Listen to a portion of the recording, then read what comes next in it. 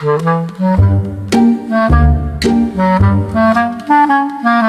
day in my life as a full-time mother, meme, to care and guide.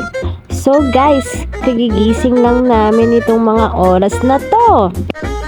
Sabi ko kay Care at Kai ay umalis muna sa kanilang inuupuan dahil nga ililinisan ko muna ang upuan at ayoko nang uupo sila nang hindi ko napapagpagan ang hinihigian at inuupuan nila. Fast forward mga ante, mukhang aalis na naman ang ante ninyo. Siyempre, bago tayo umalis ay maglalagay muna tayo ng sunscreen protection at ito ang You Glow Babe. Baka naman. Pansin nyo guys, ang ganda niya sa mukha. Para kang naka BB cream or CC cream niyang pang makeup. So hindi na ako nagme-makeup dyan guys. After niya, maglalagay lang ako ng pulbos. Try nyo na yan guys or ante, hindi siya mabigat sa mukha. Talagang maganda siya. Watery rin po siya. And then ito na nga, paalis na kami ni Kaikai at sabi ko sa kanya, lumabas na siya kasi nga si Kuya Johan at baka maghabol. At ito naglalakad na kaming dalawa ni Kaikai papuntang kanto. At ito, nagwi-withdraw lang si ante ninyo ng sahod kay Meta. Huy, walang ganon. Ano ba yan? Ayan na naman si ante ninyo. Girl, nangangarap na naman mapasahod ni Meta. At huy, walang ganon, ante. At heto, nakasakay na kami sa bus papuntang Unitap at tamang pakyut lang kami na.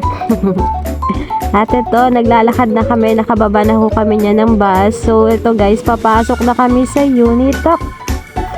Ang bilis ng aming biyahe at walang traffic. Bumili na kami ng maaga kasi nga ayaw na namin sumabay sa maraming tao at siningit lang namin yung mga needs ng mga bata. So, wala talaga kaming budget pa. Pero, inuunti-unti na nga namin dahil nga magpapasukan na tapos first day school ni Kaikai. Tsaka mga auntie, ang mahal talaga ng mga bilihin ngayon. Hirap na hirap talaga akong budgetin. Lagi kaming kapos as in. Laging short ang budget namin. Tingnan nyo naman si ante nyo. Tamang flex ng kanyang katawan. Kala mo naman ang payat-payat. Si Kaikai tamang tingin-tingin doon sa likod. Kala niya may salamin pa. Wala na pala. Kung part ka ng GMA, Dasmariñas, Paliparan, so alam nyo to guys, mapupuntahan nyo to. Masarap dito mamili. Ang daming damit, ang daming yung makikita. So kung may pera kayo or may budget kayo, dito masarap mabili kasi nga affordable nyo. At yung budget niyo, kunyari kung 1,000 lang yung budget niyo, marami na kayong mabibili guys. Tingnan nyo, look ito. Etong binili ko is 5 pieces na notebook, isang plastic cover, tapos isang bag ni Johan, then bumili pa siya ng kotse ni Kaikai. So umabot kami ng 796. So wala pa yung 1,000 pesos guys. Ante, promise, masarap dito mamili kasi nga ang ganda pa ng bag na nabili ko kay Johan, no? Kay Johan yan. Tapos yung si Kaikai, kaya hindi ko siya binilhan kasi nga dun sa school nila dito sa Dasmariñas may free school supply sila. So may free bags na rin sila at uniform. So yun, nakatipid na tayo dun kasi nga may paganon si Mayor dito sa Dasmariñas. Tapos na kami mamili niyan guys at ayan, nagbabayad na kami. Tamang upo lang kami dito kami sa food court sa baba. Dahil nga napagod si Kaikai at kagagaling niya lang sa sakit. At eto na nga, pauwi na kami mga ante ninyo. Nag-aabang na kami ng bus nito.